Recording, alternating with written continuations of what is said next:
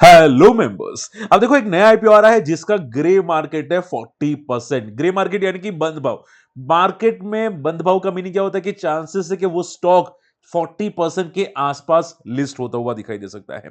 लेकिन देखो कंपनी के फाइनेंशियल्स में थोड़ी गड़बड़ी है। मैं आपको डिटेल में समझाऊंगा यहाँ पे क्या हो सकता है, कंपनी का आईपीओ कहां पे लिस्ट होने का अनुमान है, स्टॉक में लिस्टिंग के बाद क्या मोबीक्विक जैसी मोमेंटम आएगी, विशाल मेगामार्ट, वो सब कुछ समझाऊंगा। वीडियो को एंड तक देखिएगा। और अगर देखो फर्स्ट टाइम चैनल को विजिट करें, स्टॉक मार्केट फंडा को जरूर सब्सक्राइब कर लेना, नोटिफिकेशन हिट कर देना। एंड अगर यहाँ पे आप लाइव आना चाहते हैं तो हमें smart money moves bye market, वहां पे भी चैनल सब्सक्राइब जरूर कर सकते हैं। ठीक है, उसकी लिंक आपको यहाँ पे हमारे डिस्क्रिप्शन के अंदर, आप यहाँ पे क्लिक कर सकते हैं, वहां पे भी मिल जाएगी, आप यहाँ फिर सर्च कर सकते हैं। क्लियर, चलिए स्टार्ट करते हैं। देखो शॉर्ट एंड सिंपल में बताना चाहूंगा, ये जो आपको आईपीओ आता हुआ दिखाई दिया इंडो फार्म, ठीक है, ये आईपीओ आप देख सकते हैं यहाँ पे 31 दिसंबर से लेके 2 जनवरी, यानी कि ये लास्ट आईपीओ है मेन बोर्ड का। ठीक है, ये लास्ट है फॉर द दिसंबर मंथ का, फिर यहाँ पे नए साल से नया आईपीओ आना स्टार्ट हो जाएगा। तो आप देखोगे यहाँ पे स्टॉक का ग्रे मार्केट है 40%, यानी कि आपको 200 रुपए का 15 का आईपीओ है, लिस्ट हो सकता है अराउंड 300 के आसपास। ठीक है, लेकिन देखो मैं सिंपल बोलना चाहूंगा, अगर आप 15,000 की एप्लीकेशन लगाते हैं, आपको अगर लग जाता है, ठीक है, तो आपको कम से कम यहाँ पे 6 से 7 हजार के आसपास आपका प्रॉफिट होगा। ठीक है, 5,500 से लेके 7,000 के बीच में आपका प्रॉफिट होगा। लेकिन देखो ये प्रॉफिट कंफर्म नहीं होता। ठीक है, आप पूछे सर क्या प्रॉफिट कंफर्म होता है? नहीं होता। अगर मान लो सडनली मार्केट में क्रैश आ गया, मान लो मार्केट क्रैश हो गया, ठीक है, फॉल कर गया, तो चांसेस है कि आपका आईपीओ नीचे की प्राइस पे भी लिस्ट होता हुआ दिखाई दे सकता है। तो इसको फाइनल प्राइस मत समझना, ठीक है, अनुमान होता है। और मैं जनरली आपको वन वर्ड में बोलूं तो आप ये समझो कि अगर कोई भी आईपीओ मेन बोर्ड का 20% से ज्यादा का यहाँ पे आपको ग्रे मार्केट बताता है, ठीक है, तो चांसेस हाई होते हैं कि वो स्टॉक पॉजिटिव में लिस्ट होगा। ठीक है, चांसेस हाई होते हैं कि पॉजिटिव में लिस्ट होगा। ठीक है, इवन अगर थोड़ा सा खराब मार्केट हो जाए तो भी चांसेस पॉजिटिव रहते हैं। ठीक है, तो आप ये समझो मोटा मोटा कि चांसेस तो है कि भाई ये पॉजिटिव में लिस्ट हो सकता है इंडो फार्म का इक्विपमेंट का आईपीओ। ठीक है, ये बात आपको समझ में आ गई, तो इन शॉर्ट में लिस्टिंग के लिए पॉसिबल हो सकता है। ठीक है, ओके, पॉइंट नंबर 2, कंपनी क्या काम करती है? कंपनी काम करती है यहाँ पे ट्रैक्टर्स बनाती है। ट्रैक्टर्स हो जाता है, क्रेन्स हो जाती है, वो कंपनी यहाँ पे बनाती है। ठीक है, जो जनरली फार्मर्स के लिए है वो यहाँ पे कंपनी बनाती है। कंपनी आप देखोगे यहाँ पे they are also sell the product such as tractor crane in Nepal, Sudan, Bangladesh and Myanmar. ठीक है, तो ये कंपनी काफी जगह पे यहाँ पे बेचती है, इंडिया और इंडिया के बाहर भी बेचती है। तो अच्छी बात है, कंपनी का जो मैनेजमेंट है काफी एक्सपीरियंस पर्सन है। ठीक है, आप देखोगे यहाँ पे मोर ओवर यहाँ पे देखो 12,000 से ज्यादा ट्रैक्टर प्रोड्यूस करती है पूरे साल के अंदर, और 720 से ज्यादा क्रेन प्रोड्यूस करती है। So it's positive. ठीक है, लेकिन देखो मैं आपको वन वर्ड बताना चाहूंगा कि कंपनी का जो आईपीओ आ रहा है ना इंडोफार्म, वो थोड़ा सा ओवर वैल्यूड है।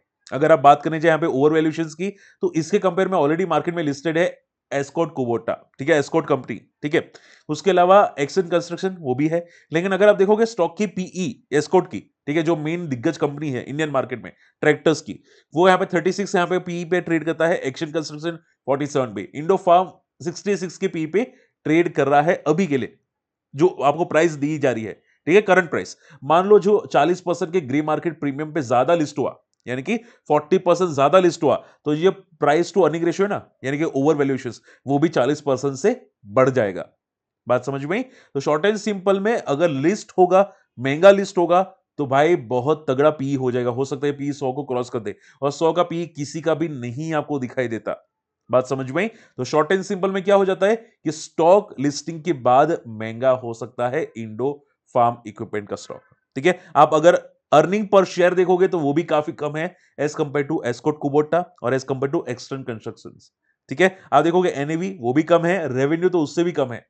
ठीक है, तो रेवेन्यू सिर्फ 300 करोड़ का रेवेन्यू करती है। और सोचो ये कंपनी बहुत पुरानी है। ठीक है, नई कंपनी नहीं है, बहुत पुरानी कंपनी है, लेकिन स्टिल कंपनी अगर बात करें जाए तो प्रॉफिट बहुत कम छोटा करती है। बहुत ही छोटा प्रॉफिट है, नेग्लिजिबल प्रॉफिट है। अगर आप प्रॉफिट देखना चाहे तो मैं यहां पे ओपन करना चाहूंगा सी इंडोफार्म का स्टॉक, और आप यहां पे स्क्रॉल करके देख सकते हैं, सिर्फ और सिर्फ 13 करोड़ का प्रॉफिट करती है पूरे साल के अंदर। 13 करोड़ का प्रॉफिट, सोचो। और ये कंपनी कितनी पुरानी है, अगर आपको कंपनी यहां पे देखनी है तो 1994 की कंपनी है। ठीक है, बहुत बहुत पुरानी है।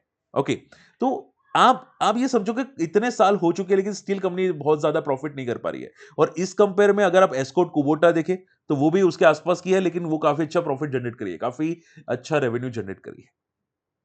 ठीक है, तो मेरे कहने का मकसद ये है कि लिस्टिंग के लिए शायद अच्छा हो सकता है, लेकिन लॉन्ग टर्म के लिए थोड़ा आपको सोच समझ के आपको ट्राई करना चाहिए। ठीक है, फंस भी सकते हैं, चांसेस रह सकते हैं।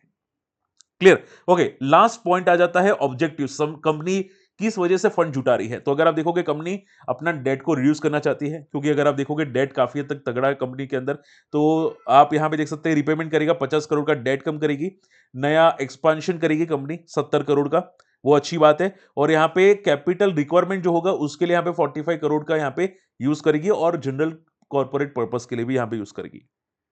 ठीक है, तो शॉर्ट एंड सिंपल में डेट कम करेगी, एक्सपेंशन करेगी। तो ये जो प्लान है कंपनी के, वो काफी पॉजिटिव प्लान है। ठीक है, लेकिन इसकी वजह से आपको लिस्टिंग के बाद तुरंत देखना वो बेवकूफी हो सकती है।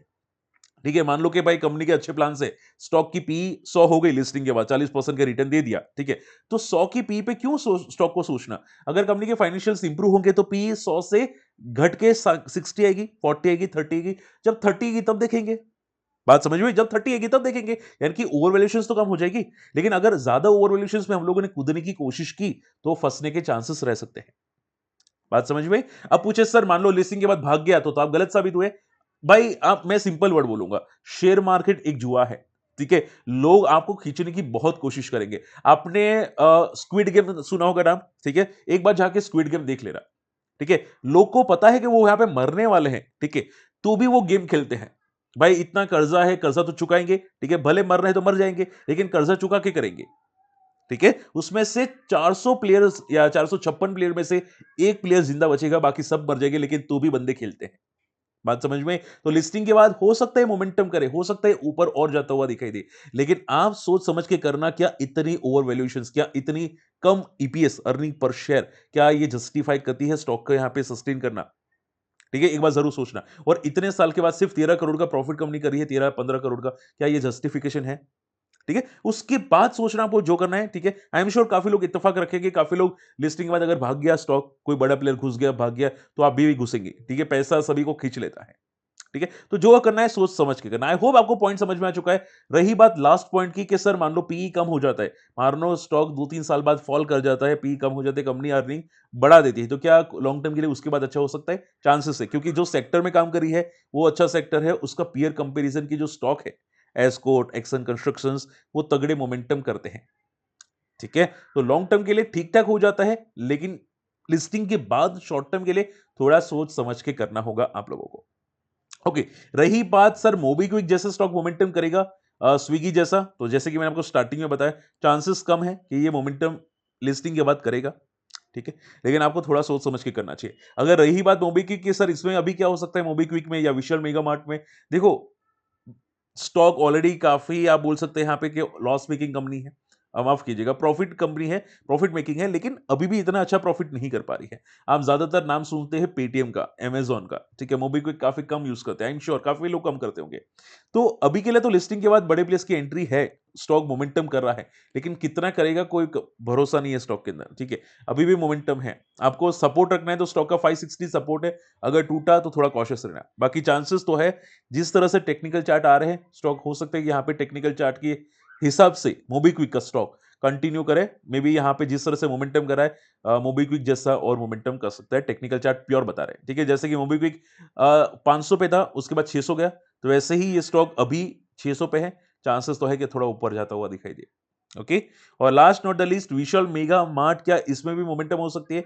तो देखो Vishal Mega Mart as compare to peer सस्ता स्टॉक है। ठीक है, लेकिन ये स्टॉक आप देखोगे लिस्टिंग का हाई ब्रेक नहीं कर पा रहा है, तो लिस्टिंग का हाई ब्रेक करने के बाद मोमेंटम हो सकती है। ठीक है, चांसेस है कि लिस्टिंग का हाई ब्रेक हो जाए, क्लोजिंग दे दे उसके बाद स्टॉक। ठीक है, तो चांसेस है भी मोमेंटम कर सकता है। ठीक है, लेकिन देखो ऐसे जो स्टॉक्स होते हैं ना, वो स्टॉक स्लो मूवर होते हैं, जो क्वालिटी स्टॉक होते हैं, जो फंडामेंटली स्ट्रॉन्ग स्टॉक होते हैं, वो स्लो मूवर होते हैं। ठीक है, जिनको बड़े प्लेस को खींचना है वो तो हाई बीटा स्टॉक में खींच लेते हैं स्टॉक को। ठीक है, तो आप ध्यान में रखिएगा, अभी भी पॉजिटिव है बंदा।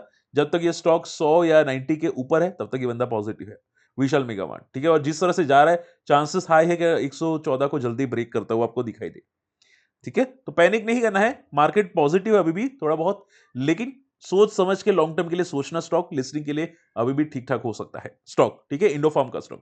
बाकी आपको वीडियो कैसा लगा जरूर सब्सक्राइब कीजिएगा चैनल को, शेयर कर दीजिएगा स्टॉक मार्केट फंडा को, ये वीडियो को। और देखो आपके सपोर्ट के लिए आपका लाइक जरूर चाहिए, तो लाइक जरूर करते ना वीडियो को, ठीक है। एंड अगर टेलीग्राम में नहीं है जाके जुड़िएगा, सर्च करना माई स्टॉक मार्केट फंडा। इंपॉर्टेंट न्यूज इन्फॉर्मेशन तो प्रोवाइड करता रहता हूँ, साथ में जब भी लाइव आता हूँ आपकी क्वेरीज भी लेता हूँ और कुछ स्टडी भी आपको कराता हूँ, मदद करता हूँ मार्केट का ट्रेंड समझने के लिए। तो आपको फ्री ऑफ कॉस्ट काफी चीजें समझने को मिलेगी। मिलते अगले वीडियो में, तब तक के लिए गुड बाय, जय हिंद।